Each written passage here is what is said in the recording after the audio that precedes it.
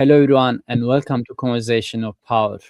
In this episode today, we're going to discuss about the current state of international order.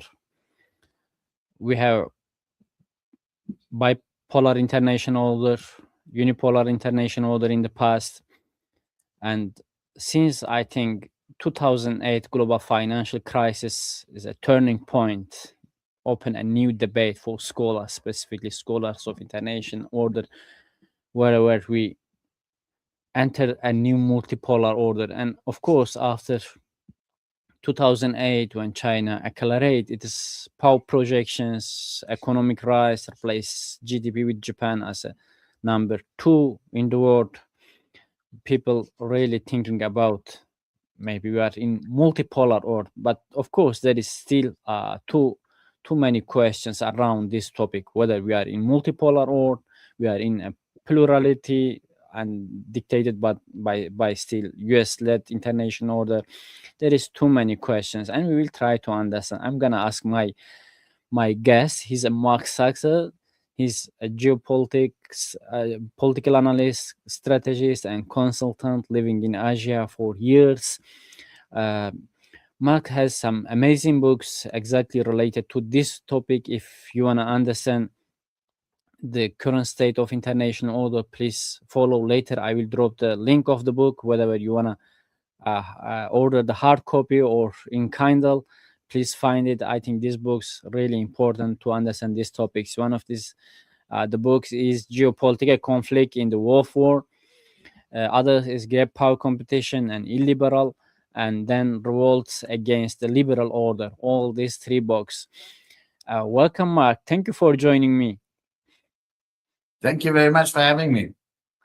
And Mark, just let's start with the big picture. How would you describe the current state of international order? Are we still living in a system led by West, US-led international order, or everything is just changed fundamentally and shift towards something more multipolar order?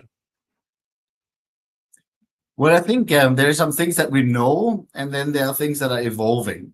I think what we do know, and I think that is an emerging consensus, even though there's still debate, is that the unipolar moment is over. The unipolar moment where the US reigned supreme as a hyperpower after the end of the Cold War.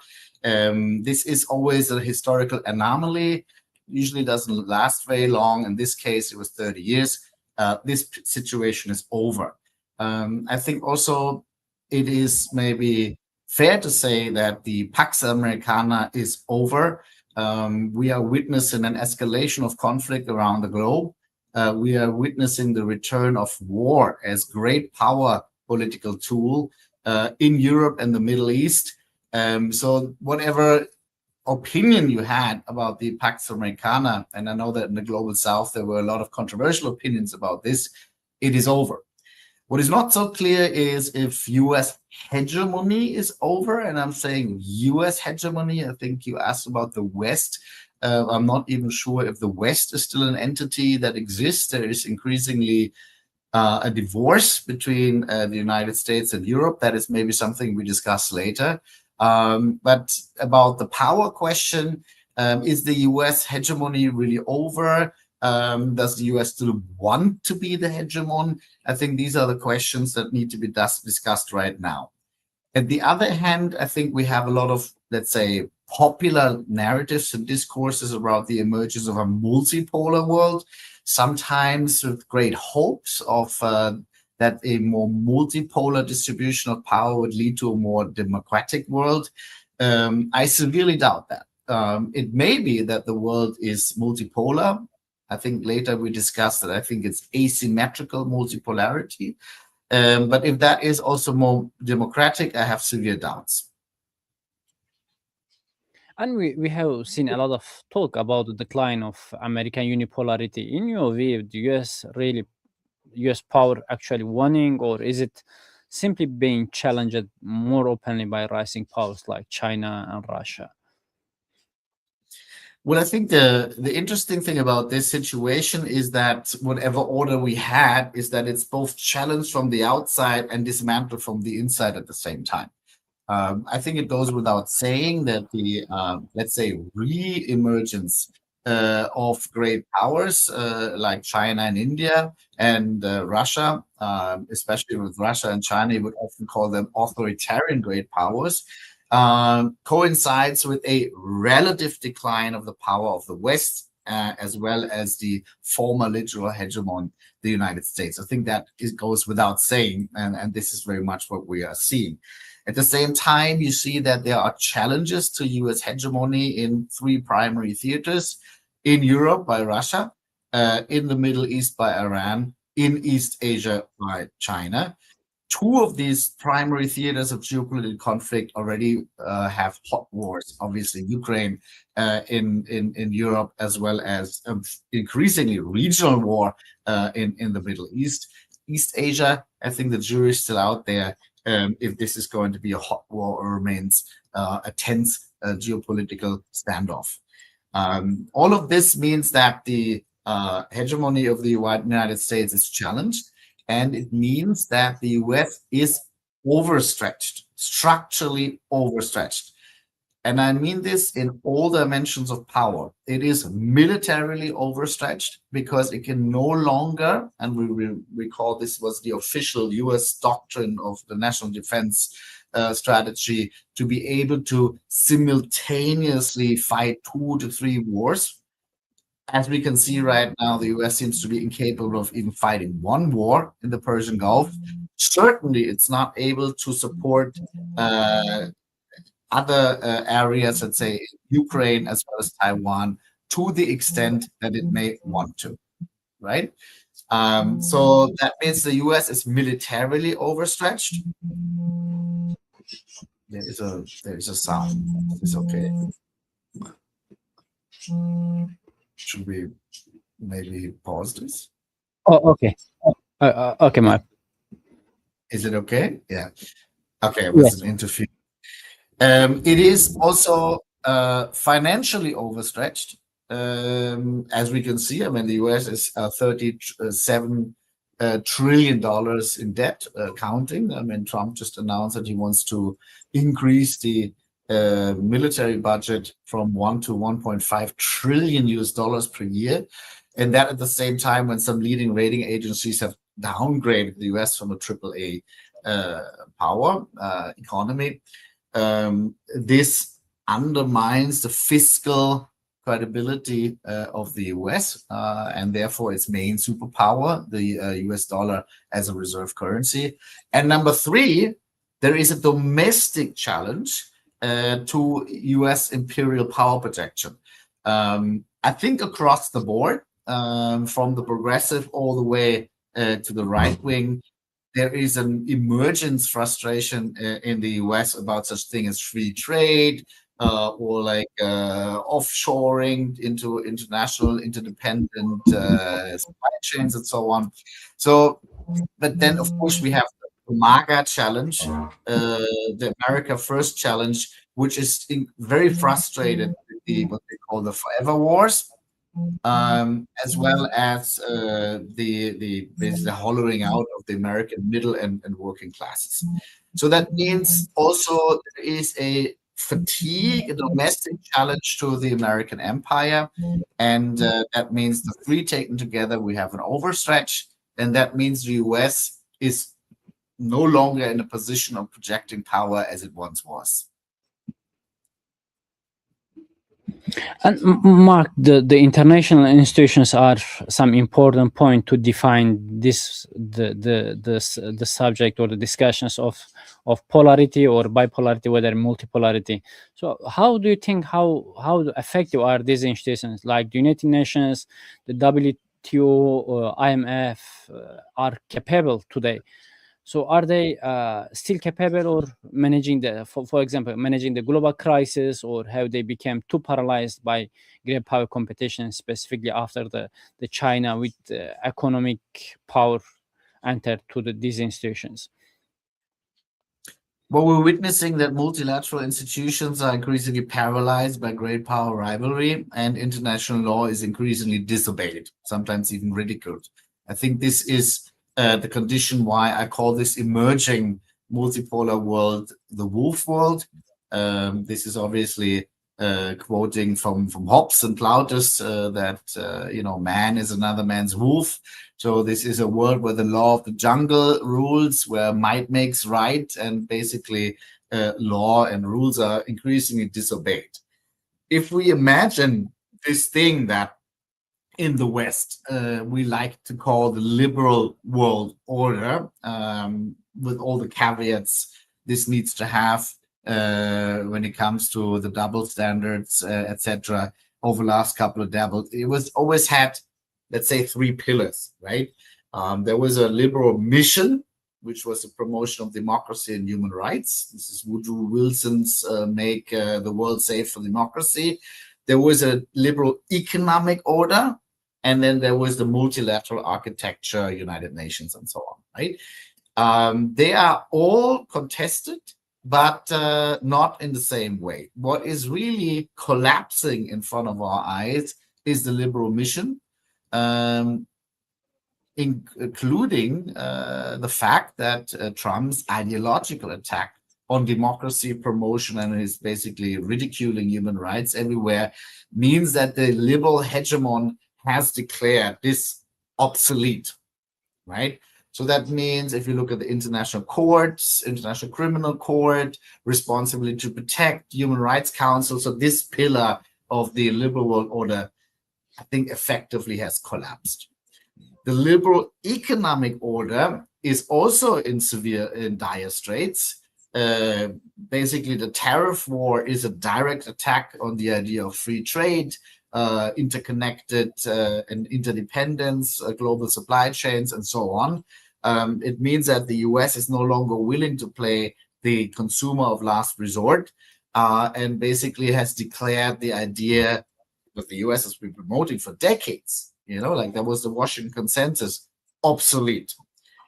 It's not entirely collapsed because you see great efforts being made bilateral and plurilateral by a lot of countries to basically sustain, safeguard, and rebuild some sort of a rule-based trade order. So let's say the jury's out there, but let's say certainly the World Trade Organization is effectively paralyzed and maybe dead, right? The multilateral architecture with the United Nations at its core also is contested, in particular, of course, the Security Council, which is increasingly paralyzed because of the vetoes of the rivalry great powers. But I'd say other, let's say, more specialized organizations are still doing okay, despite the Trump administration defunding them.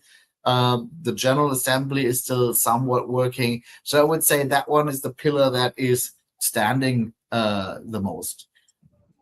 Lokman, bottom line is, in a world that is as globalized and interconnected more than ever before in history, where the humankind, the species, faces challenges from climate change to pandemics, from AI to migration, all of these challenges, the very global governance institutions, the platform for corporations that we need to tackle these challenges are paralyzed. I think that is unfortunately one of the main features of the wolf world, and it's a very dangerous thing, but maybe later we can discuss how to maneuver such a world. Yes, exactly. And I think technology, when we compare to the past, maybe century or past a few hundred years, technology also accelerate many things. This is another contributions of technology. But I want to turn to another important point. There is an Ukraine war. There was concern by Russia, NATO's Eastern One expansions, and later we have North Korean involvement to the Russian war, and European security concerns. Everything, just they make situations more different. Do you think that specifically regarding this war, has it really strengthened NATO and the West, or just accelerated the formation of new alliances, which is operating outside the existing Western led international order or the Western sphere? I think that pretty much depends where you sit. I happen to be a German citizen sitting in Asia. So if I look at or talk to my Asian friends here, they would say it's just a regional war. You know, it's I think for us just as important as you don't care about, let's say, a Pakistan India standoff, right? If you are in Europe, this is everything, right? This war has basically led to the collapse of the European security order. It has now also pushed a wedge between the United States and Europe. It has antagonized Europe and Russia probably for a long time to come. So it depends where you sit, right? Without any question, it has systemic ripple effects.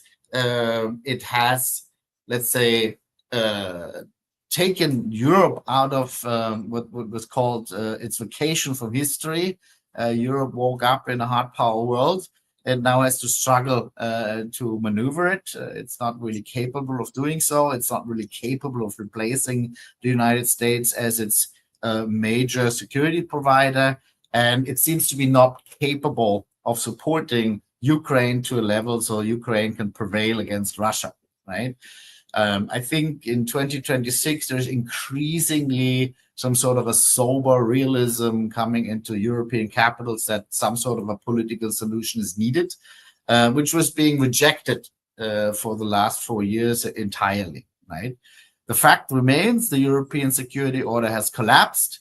NATO is divided, and we'll have to see what to make out of this mess.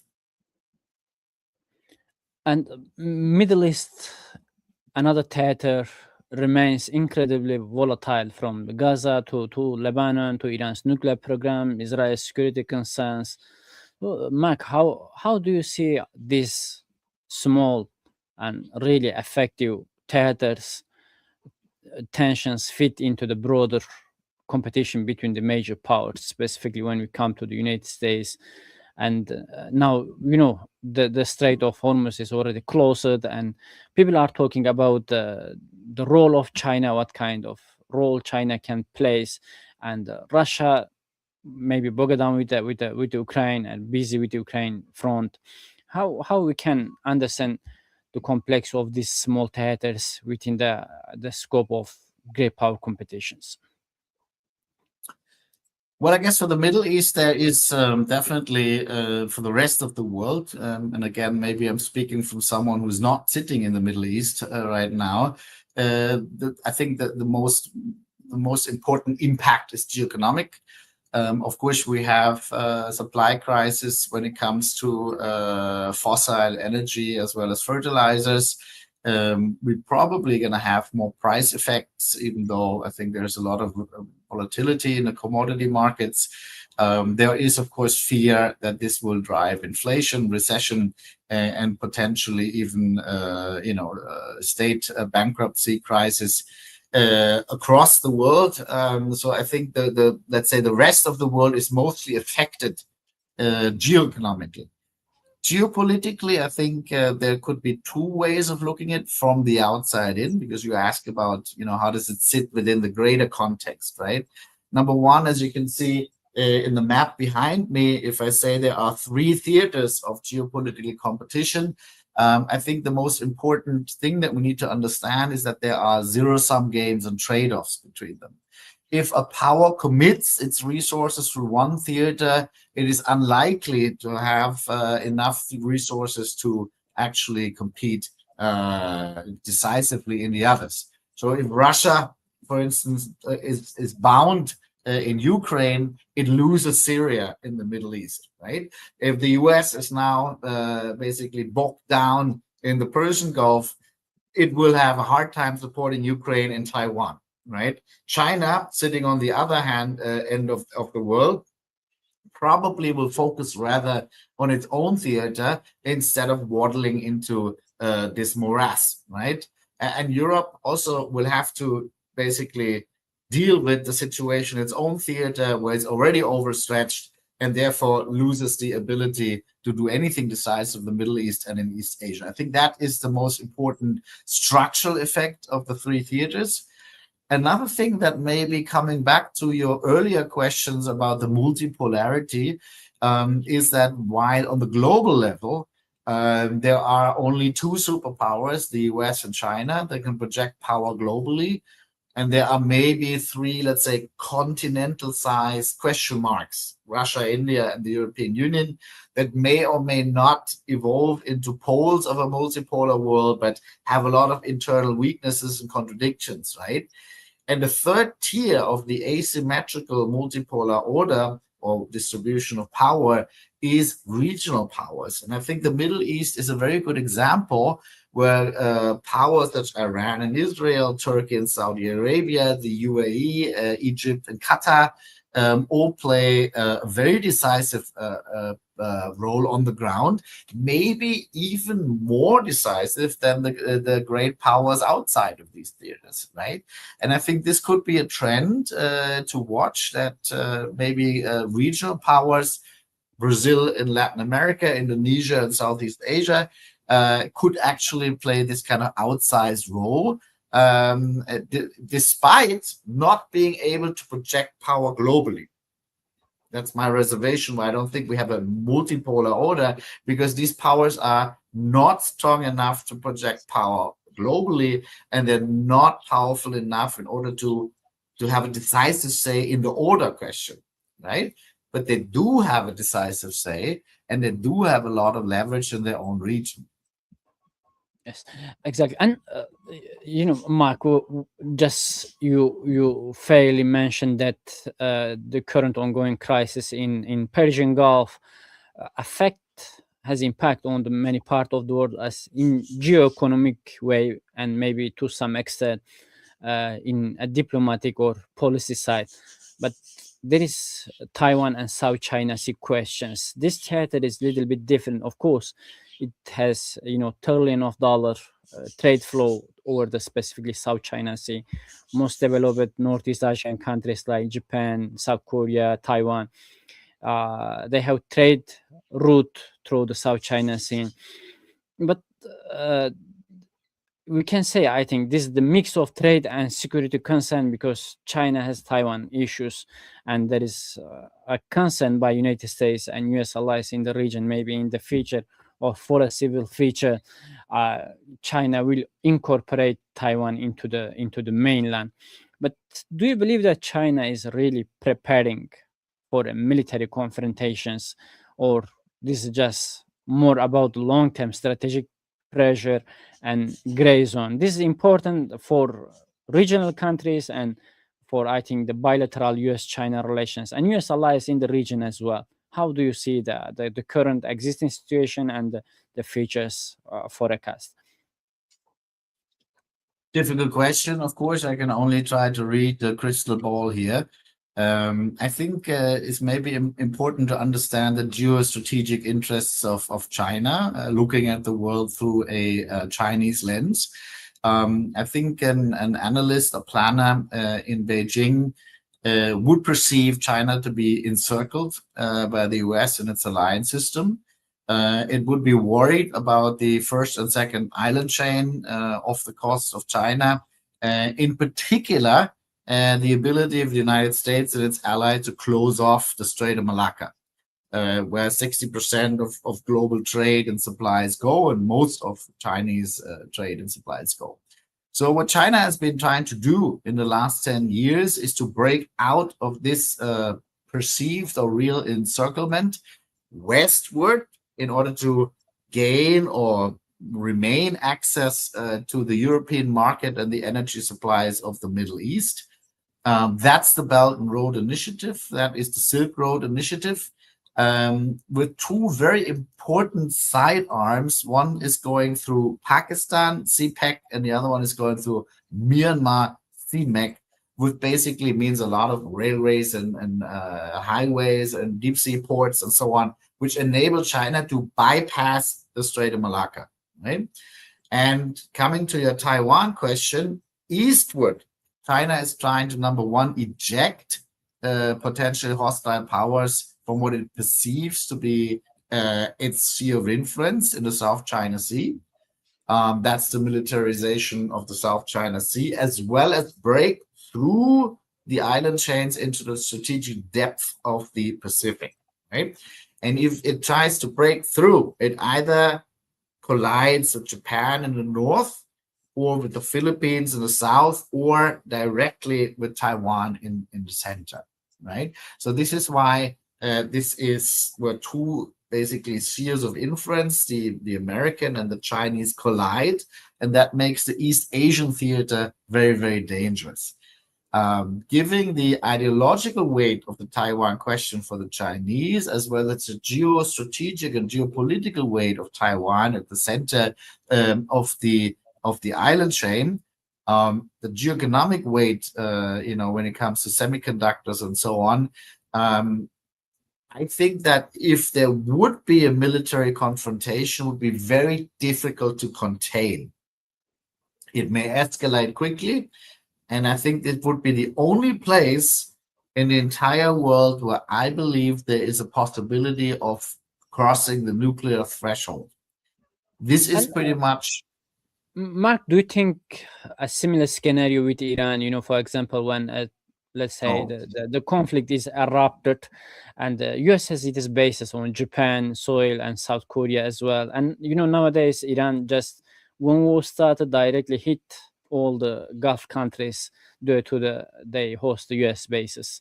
And do you think that China will have similar response? I think there is a fundamental difference between the Middle Eastern and the East Asian theater. In the Middle East, you only have one nuclear power, that's Israel. And in the Middle East, you basically have three. In East Asia, you have three: North Korea, China, and the US, right? India. I think if this escalates, there is a possibility of a nuclear escalation. But even without the nuclear escalation, there's a lot of war games, both in Washington as well as in Beijing, that show you that the cost of a military confrontation are absolutely impossible to bear for both sides. So you do see a certain de-escalation lately. I mean, maybe in order to describe the entire picture, I mean, I've described the Chinese view. Obviously, if you look at from the American perspective, Japanese, South Korean, Filipino, Australian perspective, what they see is what China perceives to be defensive, they perceive to be an aggressive military peer pushing into the Pacific for the first time since Pearl Harbor, right? This is why there is such a high stakes game going on right now over this. Nonetheless, I hope, and I mean, let's put it this way. There is a lot of stuff going on in the South China Sea, in the Strait of Taiwan, a lot of provocations from all sides. So there is unfortunately, considerable risk of an accidental escalation. And I mean, if we look at how World War I started, it was almost also an accidental escalation. So I'm not saying that I'm ruling out the possibility of war. What I do say is that we may have reached the peak of the confrontation over Taiwan when Nancy Pelosi visited the island 2-3 years ago. And if you listen to what happened in Beijing when Trump and Xi just met, and if you look at what is happening on the ground, I think that maybe the two sides try to avoid, strategically have no interest in going down this road. If you look at from the perspective of a lot of American analysts, they would say, okay, China is preparing for an invasion. She has given the order to be ready by 2027, 2029 or something like this. So this is imminent, right? Begs the question. I mean, the US has basically pulled its navy out of the South China Sea. It has pulled part of its missile defense from the Korean Peninsula. It pulled troops from Japan, all in order to support its efforts in the Persian Gulf. So you could argue that the door is wide open, and China is not doing much. In fact, Xi Jinping has more or less fired its entire military leadership, right? So if that is the narrative that China is waiting for an opportunity in order to invade, there's not going to be a much better opportunity than now, right? All of this is not to say that I would rule out that there is a military confrontation, but what I'm observing is that right now, this is May 2026, there is a certain attempt by both sides to cool it down a bit. Is interesting.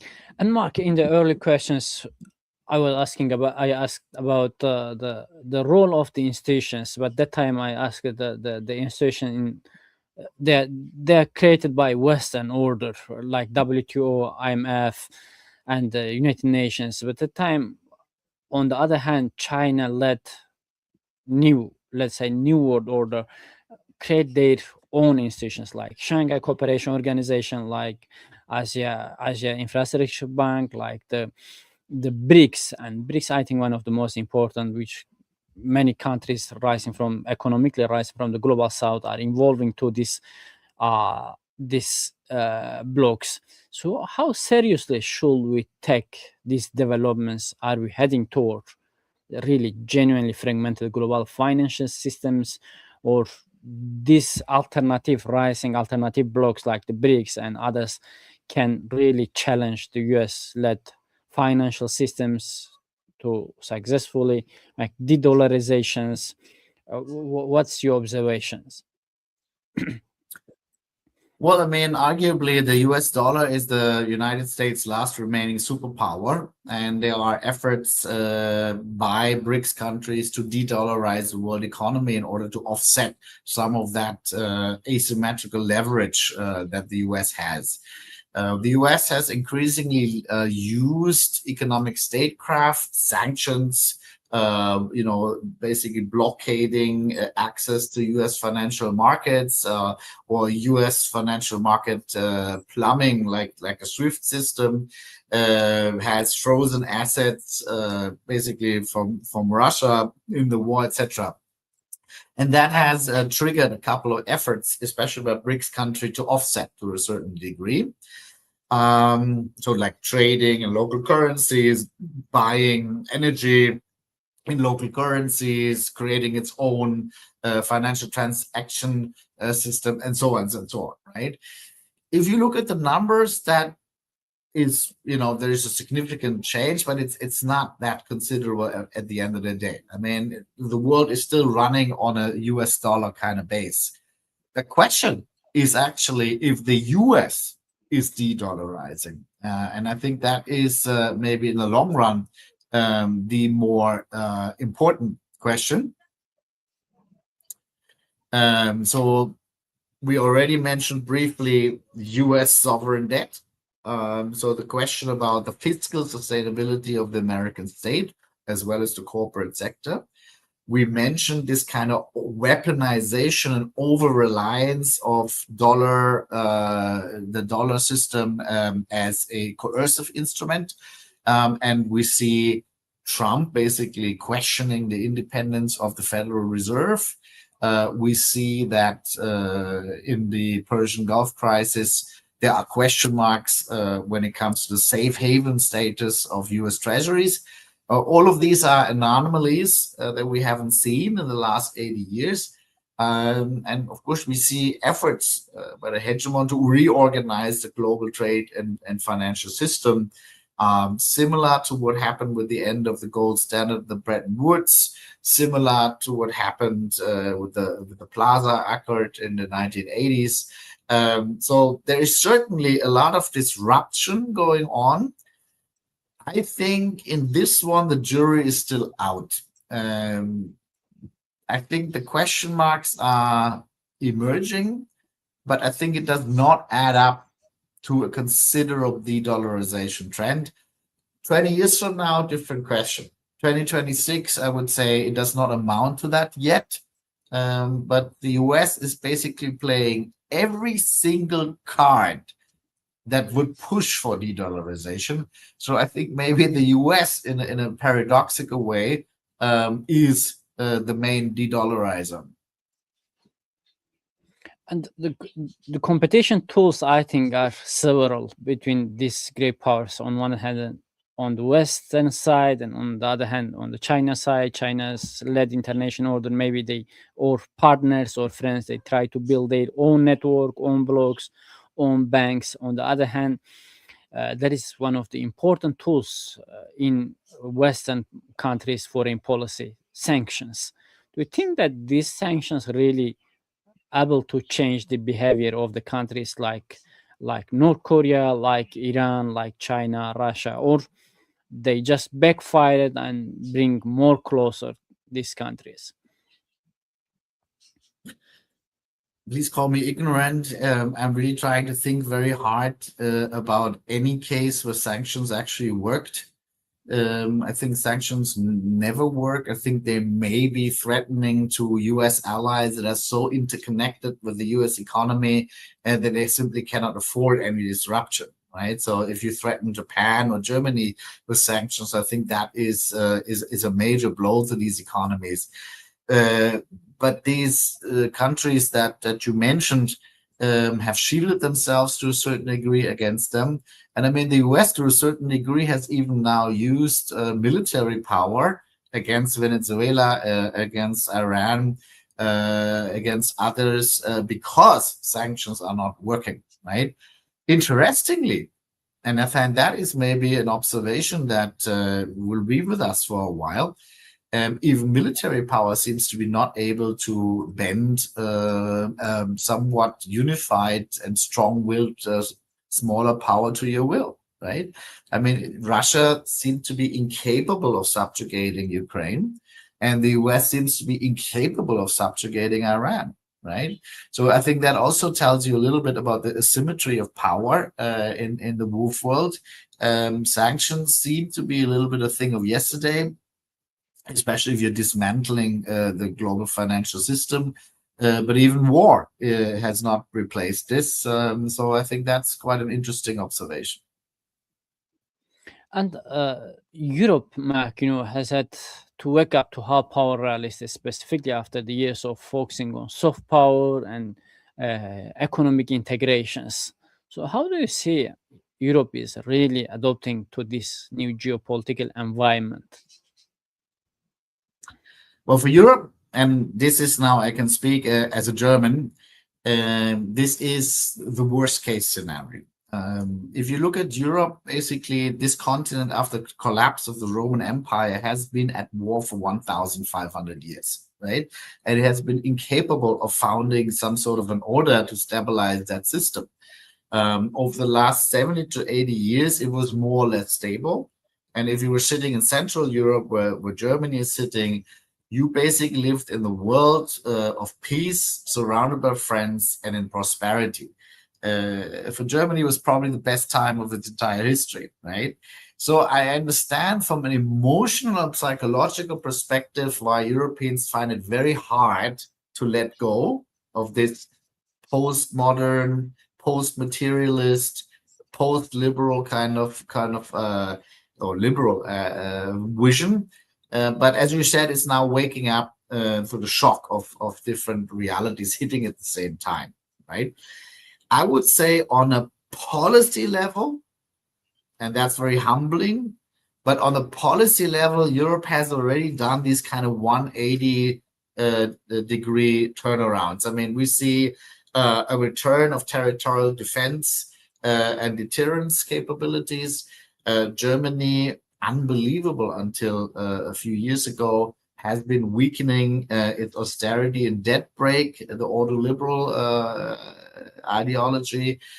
We see a return of industrial policy where, just a while ago that was devil's speak, the market would do it. Now, basically, you have the state pushing into industrial policy and technological sovereignty. You see reshoring and friendshoring, so somewhat of a dismantling of that kind of interdependence that was not strategic stupidity, but it was that Europeans truly believed in the theory of democratic peace, right?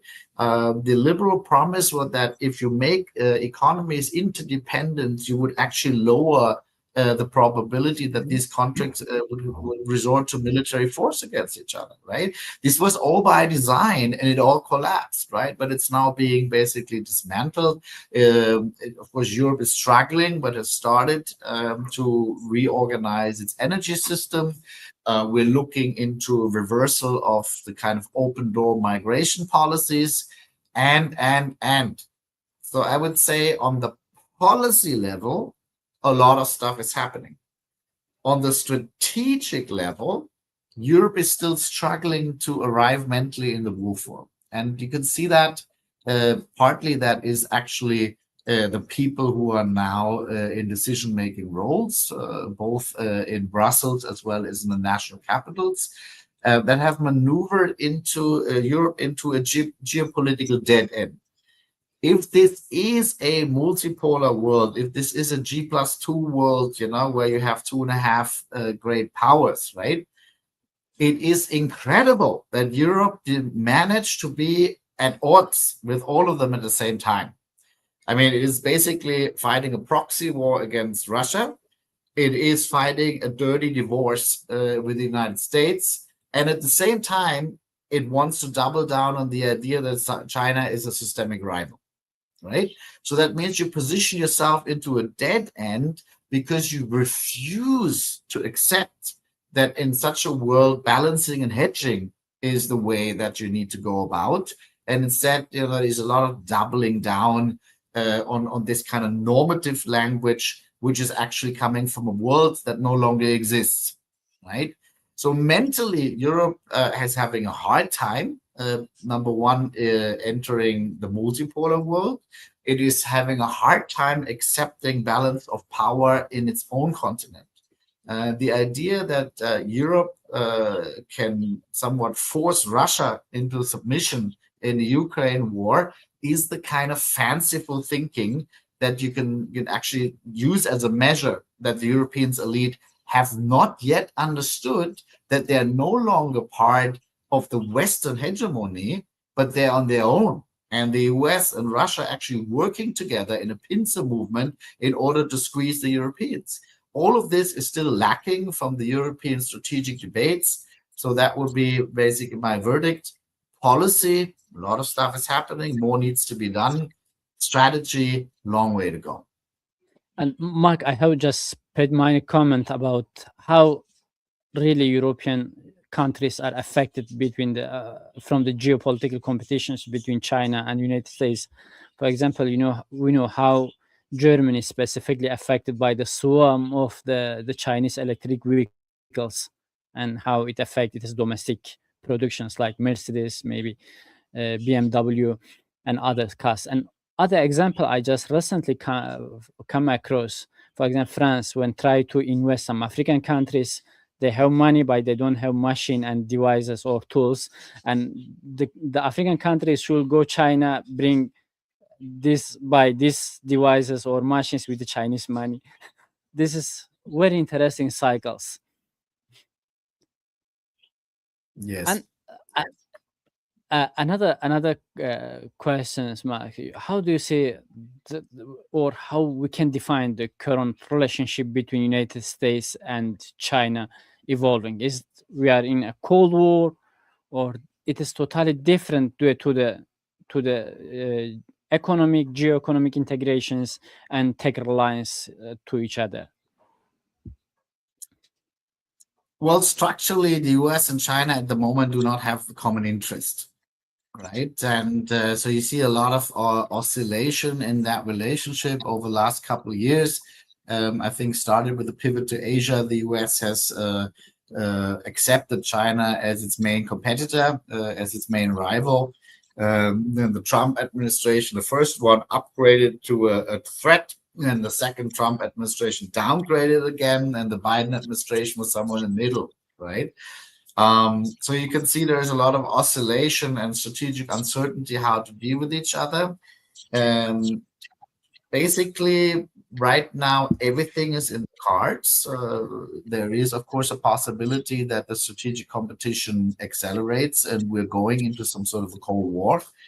If that is a bipolar constellation or not, remains to be seen, because I do not think that the US and China are as overwhelmingly powerful as the Soviet Union and the United States were in the Cold War. And they're also very much intertwined, interconnected economically, right? So I think Cold War may be a little bit the wrong analogy here. But let's say a very, very high level of strategic competition, right? And on the other hand, if you listen to what's been coming out of Beijing this week, Trump and Xi and the entire governments and most of their economic leaders met in Beijing. There was a lot of talk about G2, right? So the idea that the US and China would be like a co-directorate of the world, running the world together, basically having spheres of influence, but also basically managing the affairs of the world as co-equals, right? That would be the opposite end of the spectrum from the Cold War. I would think that probably over the next couple of years we will see continuation of this oscillation between these extremes, where sometimes it gets a bit more hot in the competition, and sometimes it's maybe more strategically managed. And Mark, you said there is no common interest between these two rival power, but there is no any compulsory interest like these countries, just Trump and Xi, most recently they meeting in Beijing and they joined to this summit. Both leaders joined the summit under some pressures. US has some pressure from the Middle East due to the Hormuz, energy, and etc. And China also reliant on the Hormuz due to the 90% or 80% of oil export or energy export. There is a pressure on both leaders. And on the other hand, there is economic interdependency between these countries. Do you believe that this interdependency or common pressures can bring these two powers together and avoid the war between each parties? Well, I think, of course, there's a lot of common interest between the two. I did not say there's no common interest. I mean, the US and China have a lot of common interests. I mean, they should have a common interest in combating climate change, having a functional international economy and financial system, basically, have open sea lanes and so on. I think there is a lot of common interest. But what I said is that they are structurally at odds, and that's a geopolitical question, not a geoeconomic question. Basically it's a hegemonic struggle, right? And I mean, Xi Jinping quoted Thucydides' trap, which is of course very fashionable amongst analysts like us right now to cite this, but it's not entirely untrue, right? I mean, a rising power and a declining hegemon structurally are at odds with each other, and that creates mistrust. And I think that may be the biggest problem here, is that if there would be trust between the two, of course you would find common areas of collaboration, but if you have such an enormous amount of mistrust, it's difficult. And I mean, if you're being honest, I don't know what they discussed behind closed doors in Beijing, but the outcomes are quite meager. Actually, nothing was agreed on. And I think that has more to do with a lack of trust than a lack of common interest. And many countries in these multipolar conversations, many countries in the global south, they seem to reluctant to fully align, whether with the US or Russia-China axis. So how we can define or see this strategic autonomy trend mean for the future of international order? Well, I think that is actually quite clever. And if I would be a smaller and medium power, I would also refuse to align. Because once you align, you're basically taken for granted. And that means you can no longer play the two sides against each other. And basically, you're under enormous pressure to align with your patron, right? So hedging, balancing, some sort of strategic autonomy, multi-alignment, active neutrality, all these terms that are being used right now in order to keep your room for maneuver, I think it's just clever statescraft. The interesting question is, if that is sustainable in the long run. The question is, can smaller countries actually remain non-committed between the two sides? And I think there's two scenarios where that becomes very difficult. One of them, of course, is war, right? Let's say in the part of the world where I am right now, let's say if there would be a showdown over Taiwan, it would force a lot of countries to choose a side. And the other scenario is geoeconomics, especially technological bifurcation. Because especially when it comes to tech, most countries are actually not able to compete at this frontier. So are they dependent both on civilian as well as military use of tech? And if there is a bifurcation into, let's say, a US tech world and a Chinese tech world, right? That would be an enormous pressure to choose sides that actually have a path dependency to remain on that side. And that makes it increasingly difficult to remain neutral. But as long as it's possible, my prediction would be that all of these smaller and middle powers will try not to choose sides. So I call it the 4 non-Bs: no bipolarity, no ideological binaries, no technological bifurcation, and no trade blocks. That would be the attitude of the smaller and middle powers. Like, technology, AI, semiconductors, maybe rare earths, minerals, cyber capabilities are now central to geopolitical competitions between whether major powers or great powers. So which countries or allies do you think that they hold real advantage in this new domain? US or China's increasing technological capabilities? Well, the US and China are obviously leading. I think there are maybe a class on their own because they have like the entire broadband of tech where they are competing for the technological frontier, and they also have the financial resources in order to fund this. I mean, just look at the AI race. Trillions and trillions of dollars are being spent for some sort of first mover advantage there. Smaller countries simply do not have the funds, right? Europe is increasingly falling behind, including my home country, Germany, which is very, very worrisome, right? And then you have like niche countries, which are champions like Taiwan, Israel, South Korea, that really have, in particular areas, enormous expertise and are actually leading producers. Of course, if you look at these countries, let's say I just mentioned Taiwan, and there is, of course, a lot of pressure right now in order to, don't have all your eggs in one basket, what you call friend zoning. Like if you are in a geopolitical fault line, obviously your trading partners do not want a complete freeze of the global supply chains, for instance, for semiconductors and high capability chips in the case of a military confrontation, right? So there is enormous pressure to somehow relocate part of these facilities, which is obviously against the interest of Taiwan, because that is basically the bargaining chip that they have. But it brings us back to the question that you asked earlier. Of course, you would be in a fantastic position, commercially anyway, but also geopolitically and geoeconomically if you are a technological leader. But if you are smaller, you're vulnerable to pressure. I think one of the good examples was the Chip 4 alliance that the Biden administration actually put into place, which forced the Netherlands, South Korea, and Taiwan to decouple from, let's say, the top chips from China, right?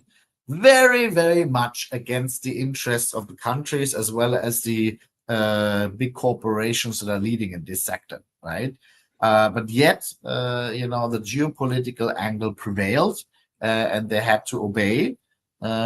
Interestingly, now this is kind of trying to be countered or repealed by US tech oligarchs. Again, what we saw in Beijing this week, I mean, pretty much every tech oligarch was on the table because they feel that they cannot prosper, profit, or even survive without the access to Chinese market and supply chains, right? So there is pressure from within the US in order to repeal these decoupling attempts. But for smaller countries, that is very difficult to withstand. And there is another aspect of this polarity or multipolarity, like the climate change, energy security, and migration. They are clearly influence the geopolitics in many ways, specifically maybe in Europe or Africa or South Asia. How we can see this non-traditional challenge affecting the great power competitions or the state of international order? I mean, without any doubt, they are absolutely relevant when it comes to security, right? I mean, I just come back from South Asia in the last week, where, for instance, access to water is being weaponized, right? So that would be, let's say, an environmental weapon, so to say. Migration has been weaponized, I would say, by Russia against the Europeans, because they know what kind of enormous domestic effect it has, populist backlash against migration. So you remember those migrants that were sent to the eastern flank of the European Union, the Belarusian border. And energy security goes without saying, right? Energy has always been a geoeconomic and geopolitical topic. How much it affects, let's say, great power rivalry remains to be seen, because I think great power rivalry is played on all fields simultaneously. And I think there are bigger levers to pull than the one that you actually mentioned. And climate change, I think, is the nice one. They have opportunity to bring rivals on the table. That's possible, actually. And that's where I actually advocate.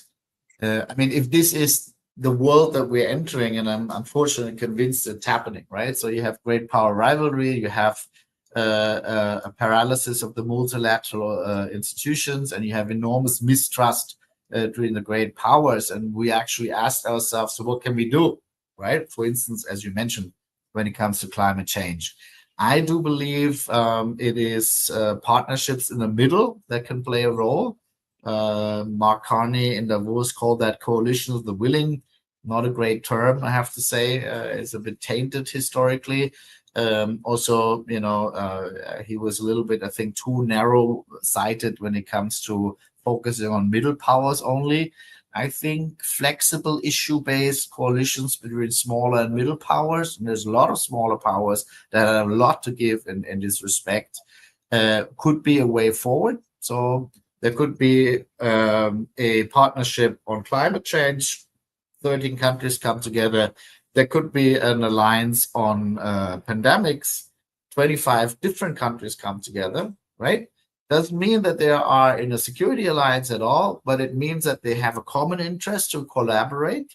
They would love to collaborate in a multilateral setup, but the multilateral setup is paralyzed. So maybe on this kind of more informal level, there is way forward. There can be good solutions, and it also shows how to navigate this world and maybe even find an institutional way how to overcome the kind of lawlessness and lack of cooperation that we have.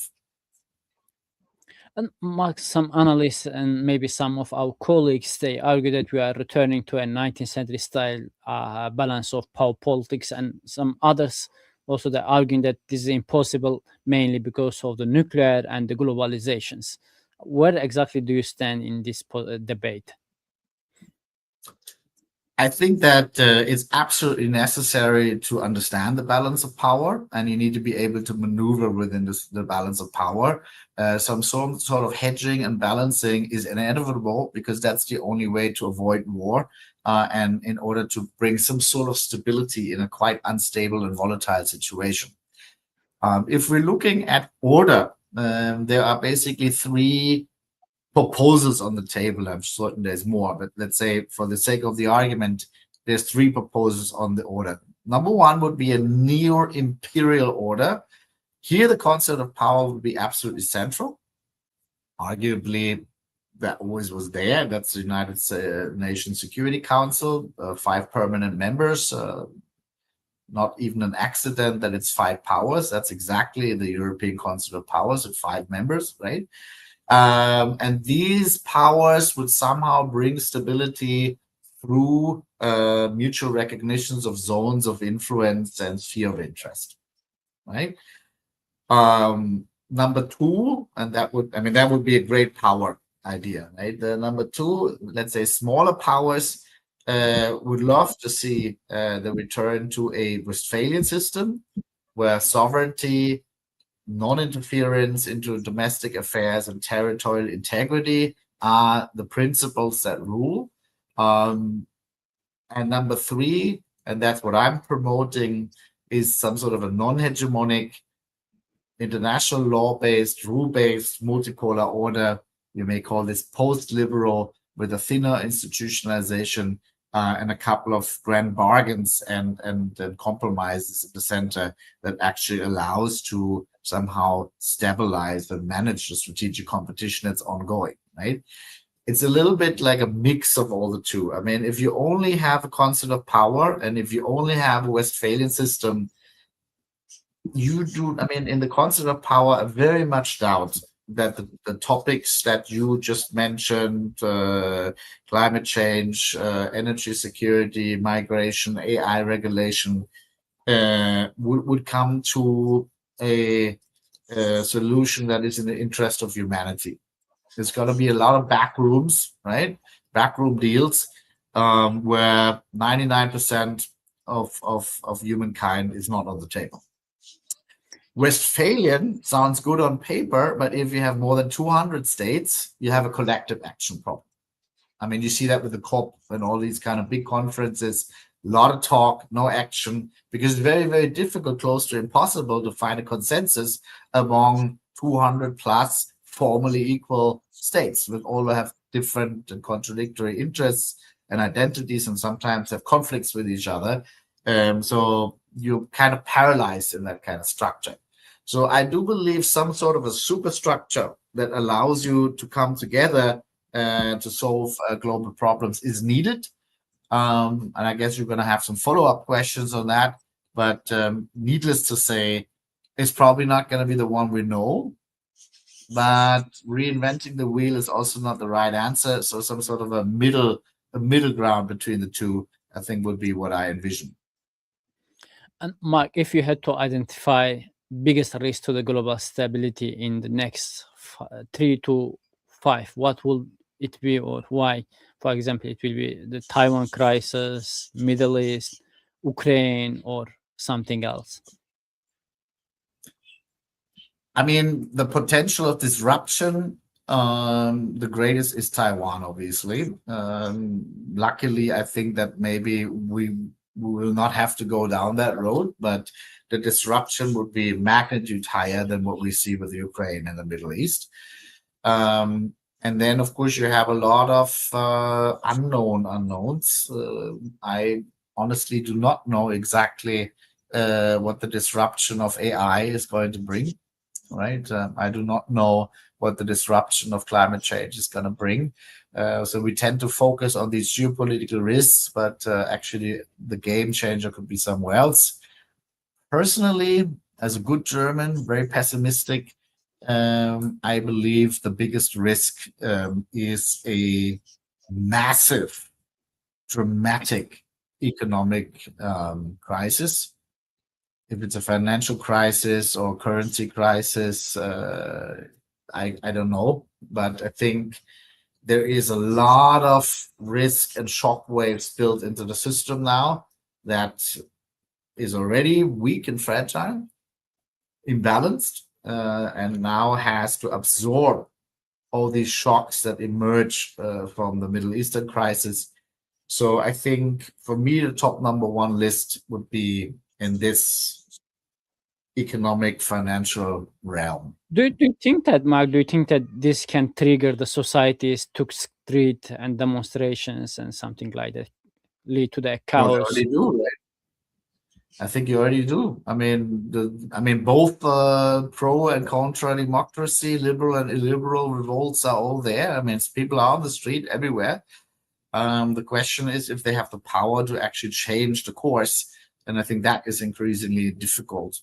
It's just terrifying to watch how much people are being ignored and abused when they take to the street.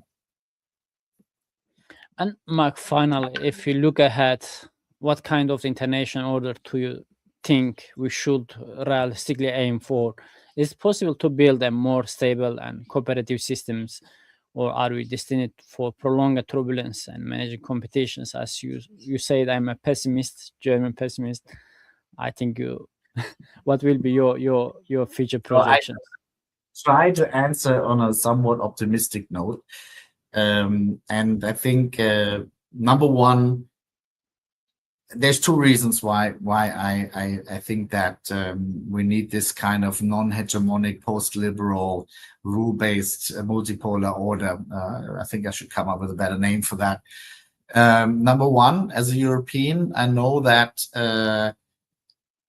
Europe, as a very fragile entity built out of treaties, it's not entirely clear it can survive in this wolf world without law and order, right? And at the same time, I've been traveling and working here in Asia for the last 20 years, and I have not met anyone, including in China, by the way, that would per se question the idea that rules of the game and multilateral institutions for collaborations are a bad thing, right? So I think there is, minus maybe a few very, very disruptive powers, a global consensus that some sort of a framework is a good idea. If we want to safeguard the framework that currently exists, there is basically two compromises, two grand bargains that need to be struck. Number one, if you propose to powers in the global south that a rule-based multilateral order is a good idea, they would say, actually, yes, it's a good idea, but not in the shape of 1945. It has to be actually reflecting the distribution of power 2026 going forward. And that means that we're going to have more influence in these multilateral institutions. And sorry, Europe, you're going to have less. Difficult compromise, right? I mean, what kind of policymaker would be, let's say, enlightened enough to trade the long-term interest in the stability of the order against the short-term influence? Doable, difficult. Second one, even more difficult, because rules, whose rules? And we have never agreed to these rules, says the Global South. So there is enormous mistrust when it comes to the double standards of the West. Right? It's always been there that the West has been disobeying the very norms that it wants everyone else to adhere to. And I mean, right now, I think we have maybe peak double standard. I mean, if you just look at the way that we treat, sovereignty and life in Ukraine and in Gaza, enough said, right? Also, there is deep mistrust against this kind of liberal interventionist language, humanitarian intervention, and so on, that this is maybe just a fig leaf for some regime change operation. Also not entirely wrong, right? So there is mistrust against the idea of universal norms. As a For German, democracy as well? democracy, human rights, the idea of universalism is basically being this skepticism towards that in the global south. As a German, I believe the lessons that we have drawn from history, and I mean two wars and the Holocaust, is that a merely and only positivist legal order, which actually where might makes right. So you have some dictator come to power, does whatever he wants, right? And that's the law, is a very bad idea, and actually millions of people can die as a consequence. So I would be very, very hesitant to throw the baby out with the bathwater. I accept the skepticism towards universalism, but I would say be very careful what you wish for, right? So the compromise that I'm proposing is what I call Helsinki 2.0. So if we look at the historical precedent Conference of Security and Economic and Cooperation in Europe, 1975, you had the self-declared communist authoritarian East embracing and underwriting universal norms, including human rights. and you have the self-declared liberal democratic West foregoing intervention. That is actually the formula at the root of détente in the old Cold War.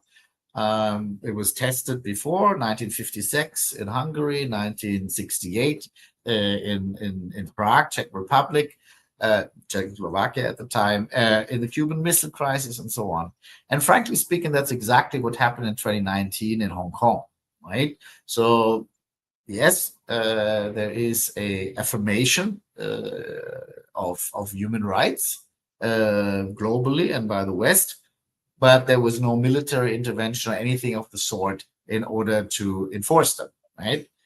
It's not an ideal world, right? It's not what I thought the future would look like, but I do believe the alternative is great power war, including, as we discussed earlier, escalation to nuclear war. So I think this idea of humanitarian interventions, Western interventionism, and so on, is just not a feasibility anymore in the wolf world. And frankly speaking, if you look at the track record of what the West been trying to do, all the way from Iraq to Afghanistan and whatnot, actually you also have to admit to complete and utter failure. So this formula, universalism without intervention, universalism without interference, I think could be a compromise that I could see happen, not in the near future. For that, the geopolitical competition and great power rivalry is just too strong at the moment. But I think it is the job of an analyst like me, and maybe you, and maybe others, to come up with ideas that could actually work and maybe present them at a time when the window of opportunity is better than it is now. Thank you. Mark, it's a great pleasure to listen you and hosting you on my show. Thank you very much. Thank you so much. And also thank you for our audiences who watch the show with us until end and who are watching the record later. Please subscribe to our channel, share the link of this video with your networks, friends who are interested with geopolitics and current state of international order. Please stay tuned. We have many upcoming live streams, and have a good day, good night, good morning, wherever you are from, which part of the world.